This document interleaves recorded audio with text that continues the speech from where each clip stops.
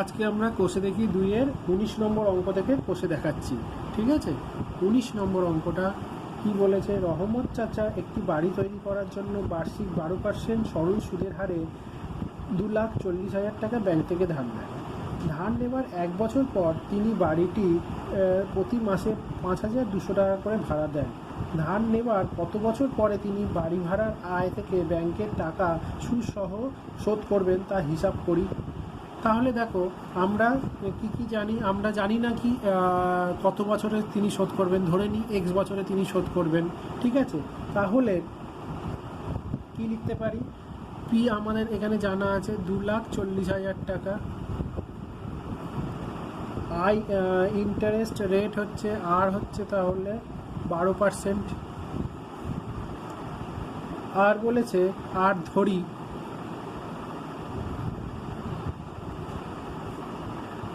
X বছরে সুদে আসলে শোধ করবে। তাহলে টিটা হয়ে যাচ্ছে এক্স বছর। তাহলে আমরা তাহলে সুদটা বার করতে পারবো, সুতরাং আইটা আমরা বার করতে পারবো। আই ইকুয়ালস টু আমরা কি জানি? I equals to P R T by 100। তাহলে আমরা বসিয়ে দিই, পি হচ্ছে 2,40,000 ইন্টু আর হচ্ছে 12% বাই 100 ইন্টু টি মানে আমরা জানি এক্স বছর ধরে নিয়েছি, কারণ আমরা জানি না কত বছরে সে শোধ করবে। তাহলে ইন্টারেস্ট কত হলো এখান থেকে করে নিই, 12 কাটলাম, তাহলে হয়ে গেল 2 24, 12 4 48, 4 12 4 48, 24 28, এখানে দুটো শূন্য। এক্স আই, তাহলে তাকে এক্স বছর পর কত শোধ করতে হবে? এক্স বছর পরে সুদে আসলে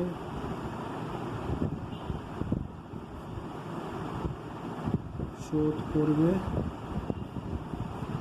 2,40,000 মানে আসল প্লাস সুদ হচ্ছে এইটা,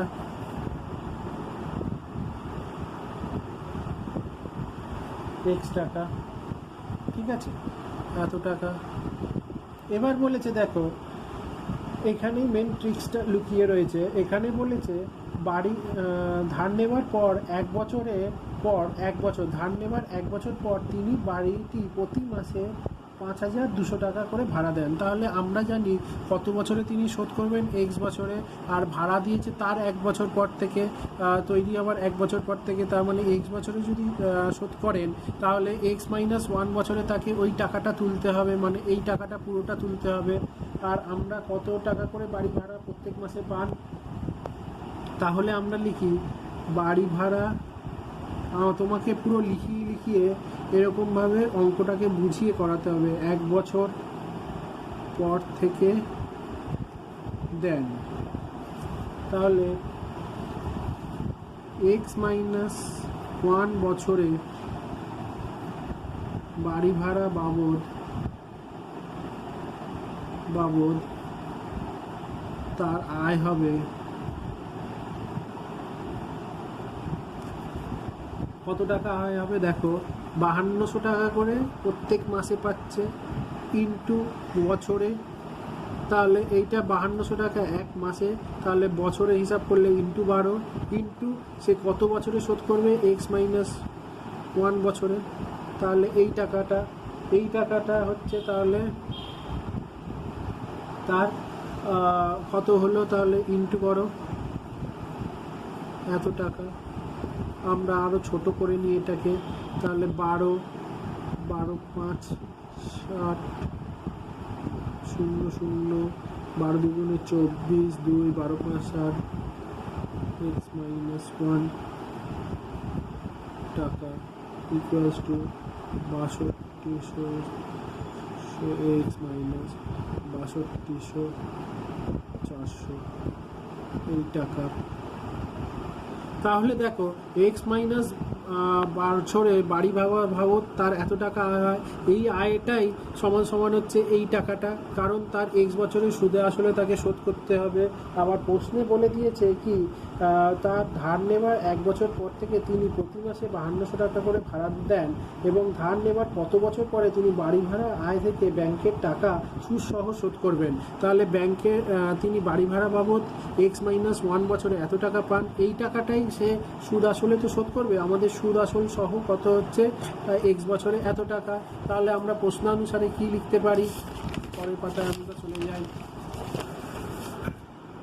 প্রশ্নানুসারে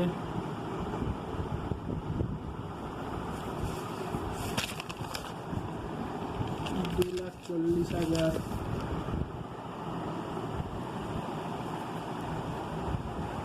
plus 28,800 x equals to 62,400 x, 62,400 x minus 62,400, এইটা সমান সমান এইটা। তাহলে আমরা পরের লাইনে কি লিখতে পারি, 62,400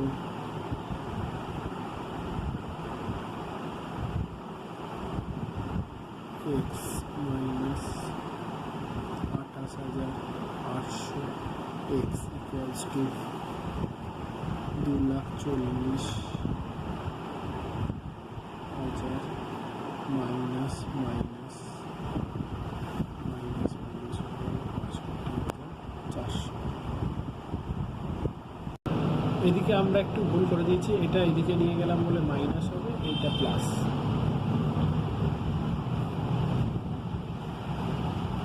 এটা 2,40,000 এদিকে নিয়ে গেলাম, এদিকে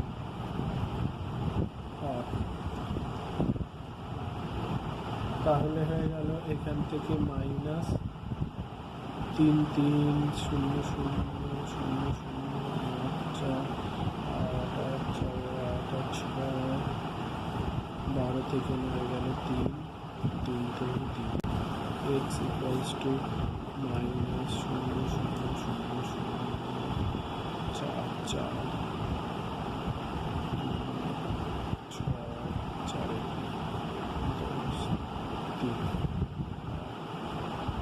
মাইনাস মাইনাস কাটলো, x ইকুয়ালস টু 0,0,0,0,3,3,600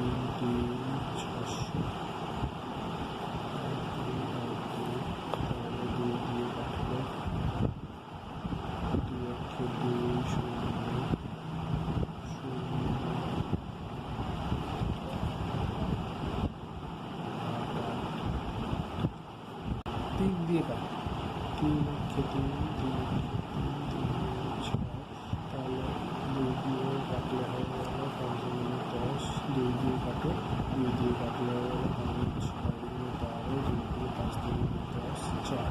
এবার 3 দিয়ে কাটলে 3 দিয়ে কাটলে 7 দিয়ে কাটো, 7 8 56, 7 7 50, 7 7 50, 7 7 14, 4 দিয়ে 4 দিয়ে 12, 9 8 72, 9 দিয়ে কত আর x ইকুয়ালস টু 9। তাহলে আমাদের জানতে চেয়েছি কত, x ইকুয়ালস টু 9 বেরোলে বাড়ি ভাড়া আয় সুদ সহ কত বছর পরে, তাহলে 9 বছর পরে, না বাড়ি ভাড়ার আয় থেকে ব্যাংকের টাকা সুদ সহ শোধ করবেন, তা হিসাব করে দেখি কত বছর পরে। তাহলে সুতরাং ধার নেওয়ার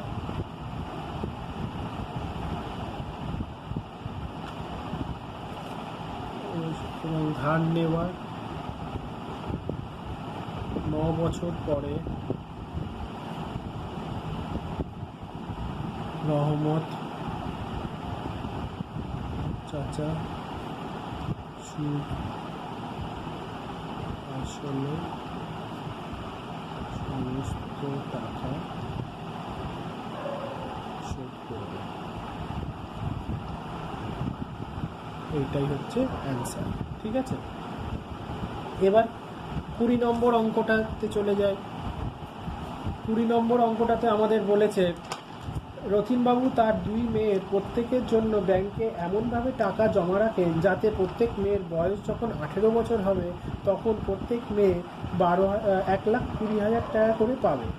ব্যাংকে বার্ষিক সরল সুদের হার 10% এবং মেয়েদের বর্তমান বয়স যথাক্রমে 13 বছর ও 8 বছর। তিনি প্রত্যেক মেয়ের জন্য কত টাকা করে জমা রেখেছিলেন? এটাও খুব সহজ। ধরি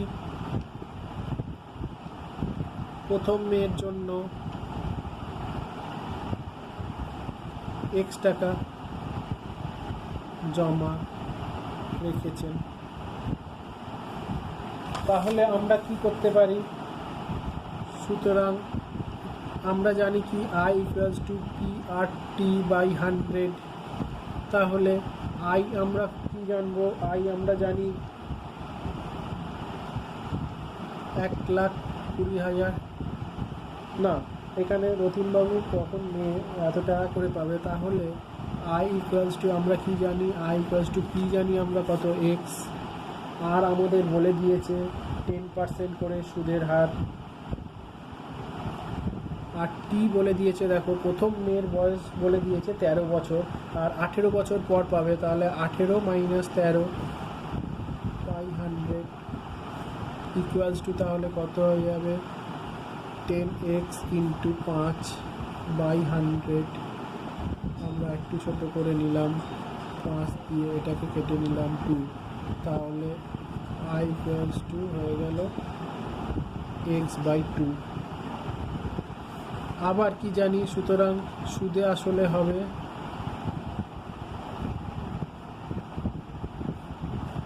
x + x/2। কারণ আমাদের বলে দিয়েছে, দেখো 18 বছর পরে পাবে তারা সুদে আসলে পাবে 1,20,000 টাকা। তাহলে আমাদের 5 বছর পর সুদে আসল কি হবে?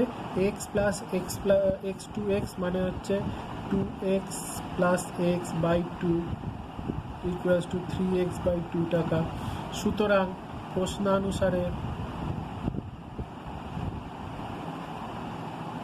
3x/2 = হয়ে যাচ্ছে তোমার 1,20,000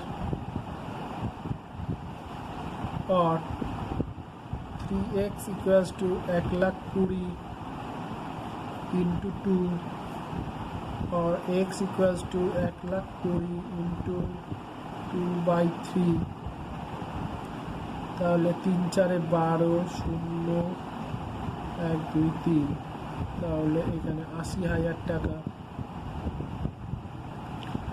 80,000 টাকা। তাহলে প্রথম মেয়ের ক্ষেত্রে তিনি 80,000 টাকা জমা রেখেছিলেন। x মানে আমরা ধরে নিয়েছি কত? x টাকা মানে প্রথম মেয়ের ক্ষেত্রে x টাকা মানে x টাকা হচ্ছে 80,000 টাকা। আবার সেম আমরা ধরি দ্বিতীয় মেয়ের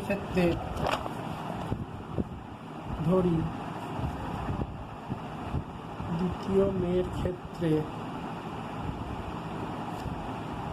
y টাকা ব্যাংকে জমা রাখেন। তাহলে আমরা আসল আর সুদাসল নির্ণয় করি। তাহলে সুতরাং আবার আমরা ওই রকমভাবে লিখি I = PRT/100। তাহলে P কত হচ্ছে? এখানে y টাকা, আর হচ্ছে 10% সুদের হারে /100 ইন্টু 18 বছর বয়সে পাবে 18 বছর, আর এখন মেয়ের বয়স হচ্ছে 8 বছর। তাহলে হয়ে গেল 10 কাটো। তাহলে এখানে 10y/10, 10 কেটে গেল। I = y। সুতরাং হবে এখানে I = y। তাহলে 10 বছর পর সুদে আসলে হবে y + y = 2y টাকা। আবার প্রশ্নানুসারে কি বলেছে, 18 বছর দুটো মেয়ের বয়স 18 বছর হলে পরে তারা দুজনেই সমান টাকা পাবে, 1,20,000 টাকা করে পায়, 1,20,000 টাকা করে পাবে। তাহলে আমরা বের করেছি কি 10 বছর পর এই মেয়েটার বয়স 8 বছরে যখন ছিল তখন তার বাবা যেই টাকা জমা দিয়েছিল, তার যখন 18 বছর বয়স হবে তখন সে 1,20,000 টাকা পাবে। তাহলে এখন তার 8 বছর 10 বছর ধরে টাকাটা জমার পর তাহলে এইটা হলো 2y, সুদে আসলে তার প্রশ্নানুসারে এইটাই হলো তো এত টাকা। কারণ 2y মানে হয়ে যাচ্ছে আসল ছিল এত টাকা আর ইন্টারেস্ট হয়েছিল এত টাকা, তাহলে 2y মানে হয়ে যাচ্ছে সুদে প্লাস আসলে 8-10 বছর পরে 2y টাকা সমান সমান 1,20,000 প্রশ্নানুসারে তাই বলেছে। তাহলে অর y ইকুয়ালস টু 2 দিয়ে কেটে দাও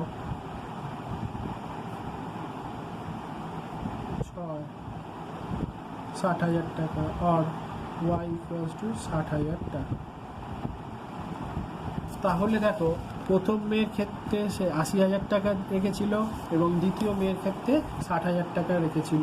তাহলে এখানে প্রত্যেক মেয়ে তাহলে লিখে দাও, একক মেয়ের ক্ষেত্রে 80,000 টাকা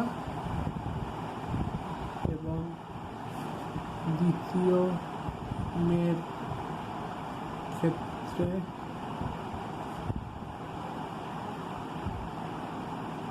ব্যাংকে রেখেছিল। হলো। এবার 21 নম্বর অঙ্কতে যাই। 21 নম্বর অঙ্কগুলো অতি সংক্ষিপ্ত, মানে এমসিকিউ টাইপের কোয়েশ্চেন। এমসিকিউ টাইপের কোয়েশ্চেনের এর এক একটা আমরা করে দিই। বার্ষিক 8% সরল সুদের হারে পি টাকার টি বছরে আই টাকা হলে পরে কি হবে সেটা নির্ণয় করতে বলেছে। এটা তো খুব সহজ। তাহলে কি বলেছে, বার্ষিক সুদের হার 8% হলে পরে তাহলে আমরা লিখতেই পারি I equals to P R T by 100। তাহলে আমাদের বলে দিয়েছে আর এর জায়গায় আর বাই 100 লেখো, পি এর জায়গায় পি লেখো, সরল সুদ পি, আর টি বছরে টি, আর আই এর জায়গায় আই লিখলে পরে ইকুয়ালস টু কি হয়ে যাবে আমাদের, আর আমরা কি লিখতে পারি 100i equals to P into R into টি।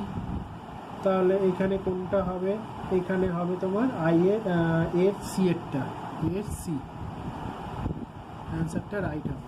ঠিক আছে, এবার আমরা 2 এরটা দেখি। এখানে বলেছে কোনো মূলধন একটি নির্দিষ্ট সরল সুদের হারে 20 বছরে দ্বিগুণ হবে।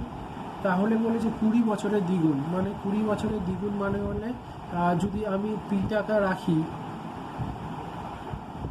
ধরি, তাহলে 20 বছর পর হবে 2p।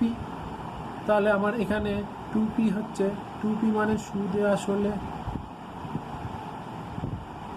ইকুয়ালস টু 2p, আর আসল আমরা জানি কত p। তাহলে সুদ কত হলো মাইনাস করে দিলেই সুদ হবে p টাকা, তাহলে সুদ হলো p টাকা। তাহলে আমরা এখান থেকে এবার বুঝেই গেলাম কি বার করতে হবে। আমাদের বলে দিয়েছে কোনো মূলধন একটি নির্দিষ্ট সরল সুদের হারে 20 বছরে দ্বিগুণ হয়, এই সরল সুদের হারে ওই মূলধন 3 গুণ হবে। তাহলে সুতরাং আমরা দেখি প্রথমে দ্বিগুণটা বার করি। প্রথমে দ্বিগুণ হলে পরে পি হচ্ছে তার ইন্টারেস্ট রেট, আর পি হচ্ছে আসল, ইন্টু আর ইন্টু টি যদি 20 বছর হয় বাই 100। তাহলে পি কেটে গেল, আর আমি পাশের লাইনে করে দিচ্ছি আর ইকুয়ালস টু 100 বাই 20, 5% হারে ইন্টারেস্ট রেট 5%। এবার বলছে একই সরল সুদের হারে ওই মূলধন 3 গুণ হবে। 3 গুণ মানে কি, 3 গুণ মানে হচ্ছে 3 গুণ সুদে আসলে 3 গুণ মানে হচ্ছে 3p, আর আসল ছিল p, তাহলে সুদ হবে 2p, তাই তো? তাহলে সুতরাং এবার আমরা কি বলেছে, ওই সরল সুদের মূলধনের 3 গুণ হবে। তাহলে আমি ধরছি এখানে 2p যদি ইন্টারেস্ট হয়, p ছিল ইন্টু আর হচ্ছে আমরা জানি আর হচ্ছে 5, আর 20 বছর ধরে বাই 100। তাহলে মূলধনটা জানতে চেয়েছে, এখানে p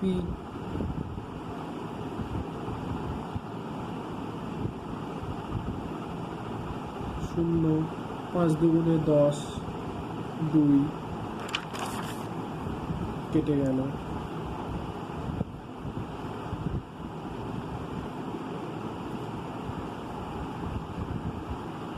2 দুগুণে 4।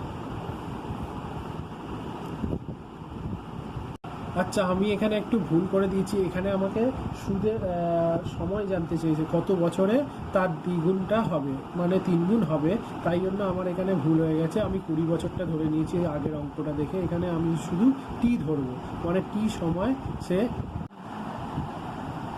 এখানে আমরা একটু ভুল করে দিয়েছি, এখানে আমাকে সময় জানতে চেয়েছে। আমি এখানে 20 বছর, আগেরটায় 20 বছর বসিয়েছিলাম বলে এখানেও 20 বছর, এখানে টি বসিয়ে আমাকে সময়টাকে বার করতে হবে।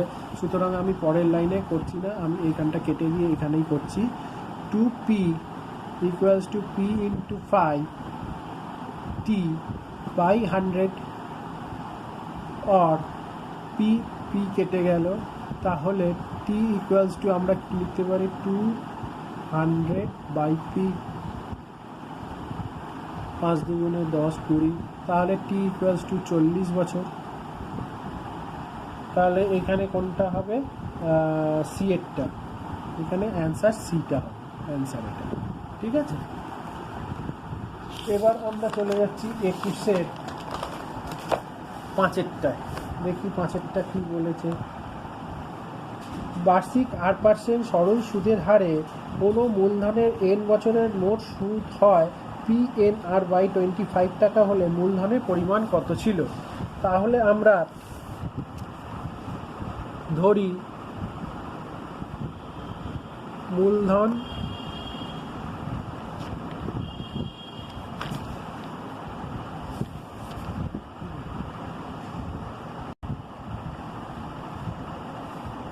এটা হচ্ছে তোমার 21-এর 5-এরটা। ধরি মূলধন হচ্ছে পি, ক্যাপিটাল পি হলে পরে আমাদের বলে দিয়েছে এন বছরের সুদ হচ্ছে, এন বছরের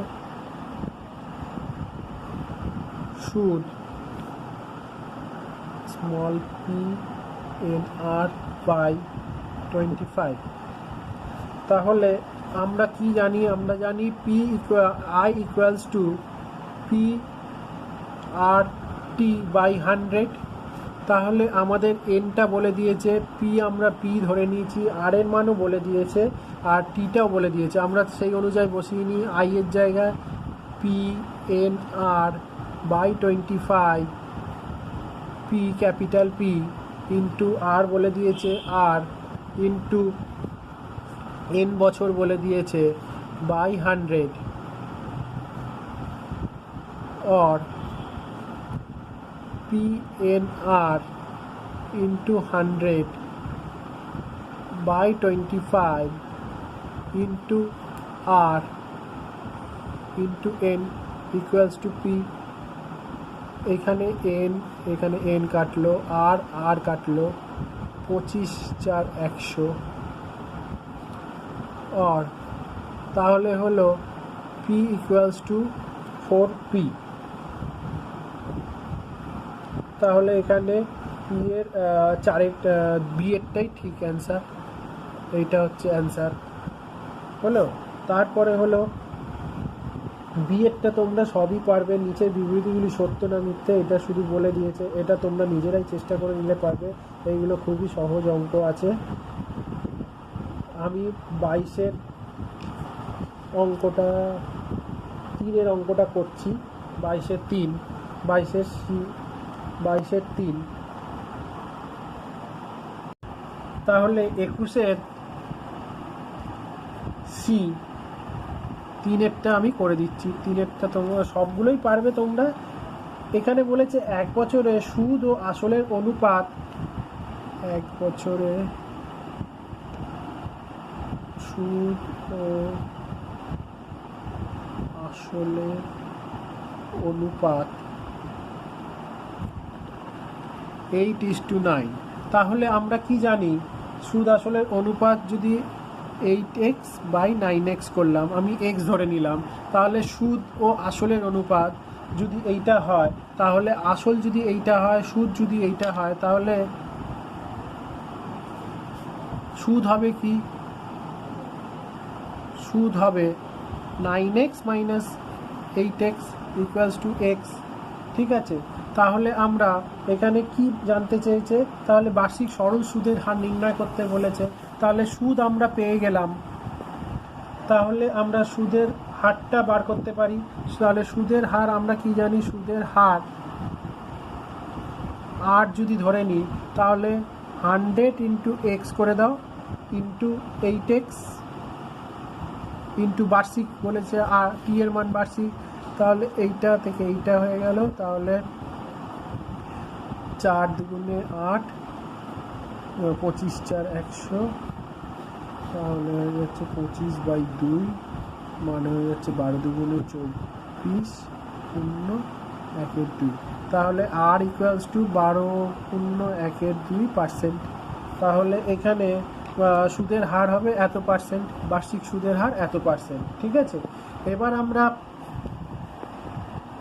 22-এর অঙ্কতে চলে যাই। 22-এ বলেছে সংক্ষিপ্ত উত্তরধর্মী প্রশ্ন। 22-এর 2-এরটাই করে দিচ্ছি তোমাদের।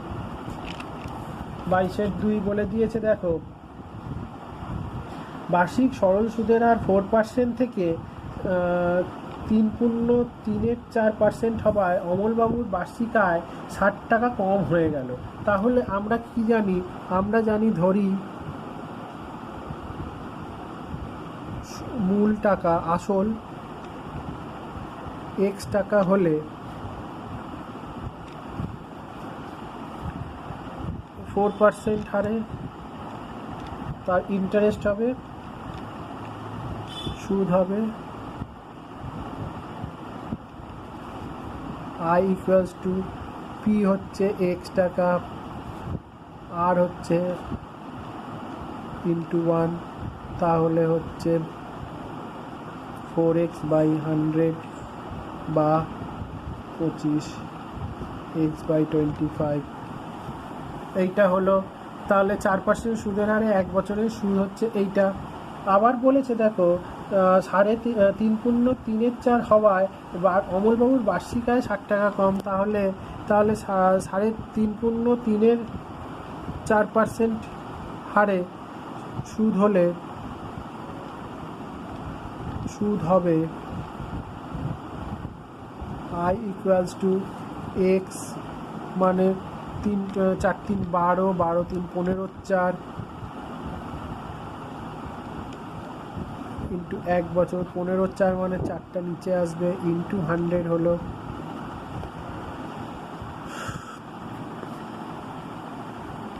তাহলে হলো 15x/400 এইটা। এবার বলেছে, দেখো, অমলবাবুর 4.5% থেকে 3.34% হওয়ায় অমলবাবুর বার্ষিক আয় 60 টাকা কমলো। তাহলে এইটা বেশি ছিল, এই আয়টা মানে সুদটা বেশি ছিল, এই সুদটা কম। তাহলে আমরা কি লিখতে পারি? আমরা লিখতে পারি x/25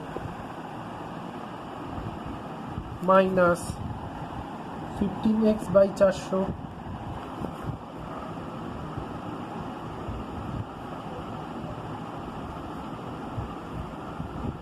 ঠিক আছে। তাহলে ইকুয়ালস টু 1 টাকা।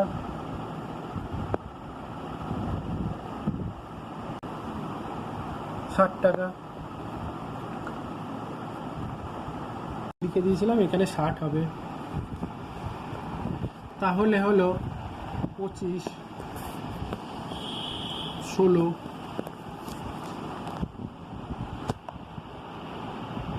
25 125 5 3 150 5 5 4 20 16 6 দিয়ে 6 5 30 6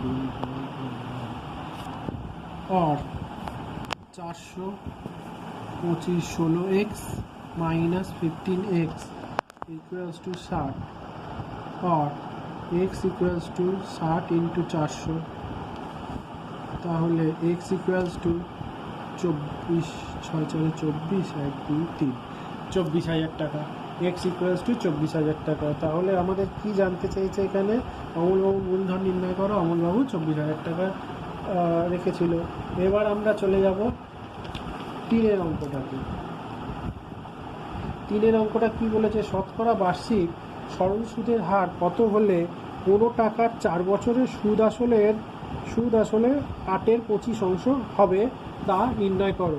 মানে সুদ আসলে, এখানেই তোমাদের জোর দিতে হবে, সুদ আসলে 8/25। যদি ধরি আসল x টাকা হলে সুদ হবে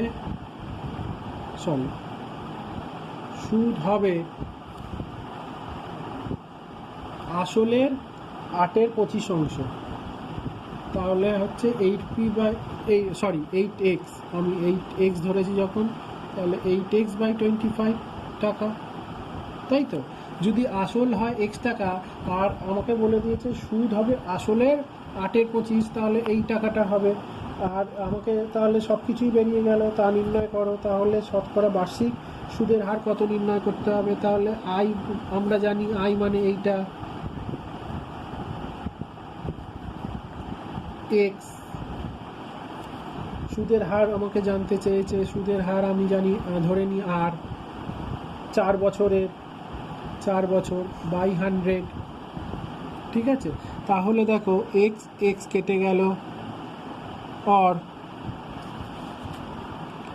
8 into 100 by 25 into 4 equals to r 25 আর 4 100, তাহলে আর ইকুয়ালস টু 8%। তাহলে বার্ষিক সুদের হার হবে 8%, ঠিক আছে?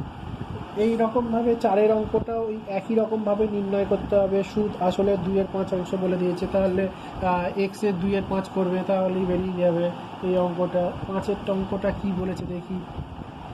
বার্ষিক 5% সরল সুদের হারে কত টাকায় মাসিক সুদ 1 টাকা হবে? তাহলে আমাকে কি জানতে চেয়েছে? আই ইকুয়ালস টু বলে দিয়েছে 1 টাকা, এটা হচ্ছে মাসিক